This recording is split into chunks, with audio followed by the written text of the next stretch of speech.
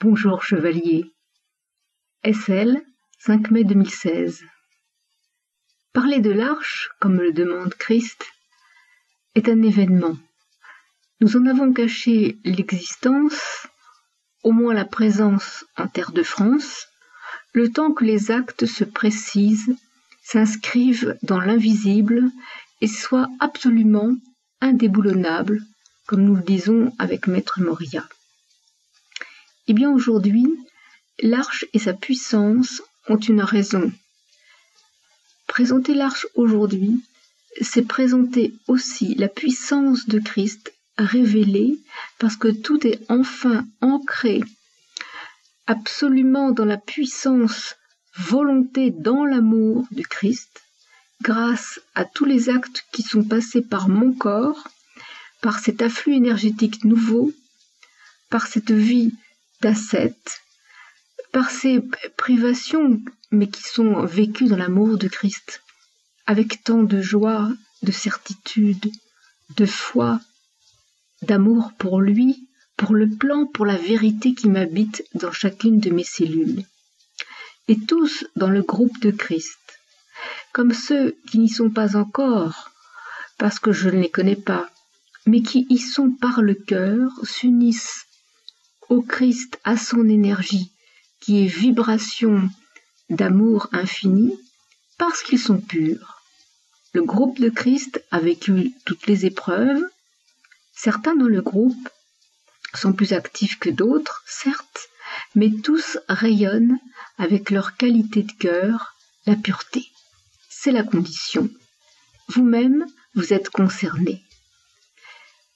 L'Arche est aujourd'hui dans sa puissance maximale, ce qui signifie que la racine de Christ est effectivement active et rayonne dans sa puissance d'application de la loi des énergies, de la loi juste.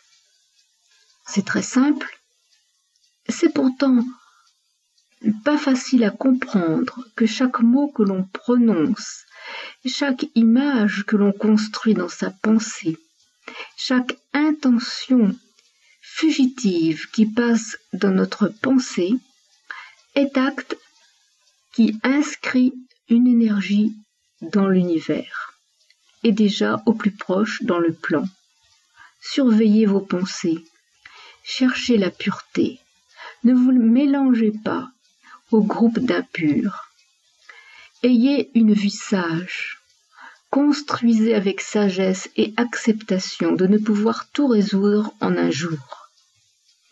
Aujourd'hui, des actes se sont réalisés au sein du groupe, auprès justement des chevaliers femmes qui ont accompli des exploits, il faut le dire, dans leur foi pour Christ, dans leur foi pour CDF, dans leur compréhension que c'est par moi, et je le dis avec simplicité, sans détour, mais avec une humilité juste et lucide, qu'au bout de cette année, c'est bien moi qui porte l'énergie du Christ. On pourrait l'appeler le nouveau Jésus. Mais je suis une femme, et ce n'est pas pour rien que Christ a choisi la femme. Il y a donc beaucoup d'actions nouvelles, en éducation nouvelle, mais également dans l'ouverture d'esprit, dans la pensée d'amour à l'unité que toutes les femmes chevaliers sont capables de mettre en place par solidarité, patience, construction infinie et sans interruption de l'unité de leur groupe, de leur peuple et au final du monde. L'Arche, je vais vous en reparler, c'est trop important.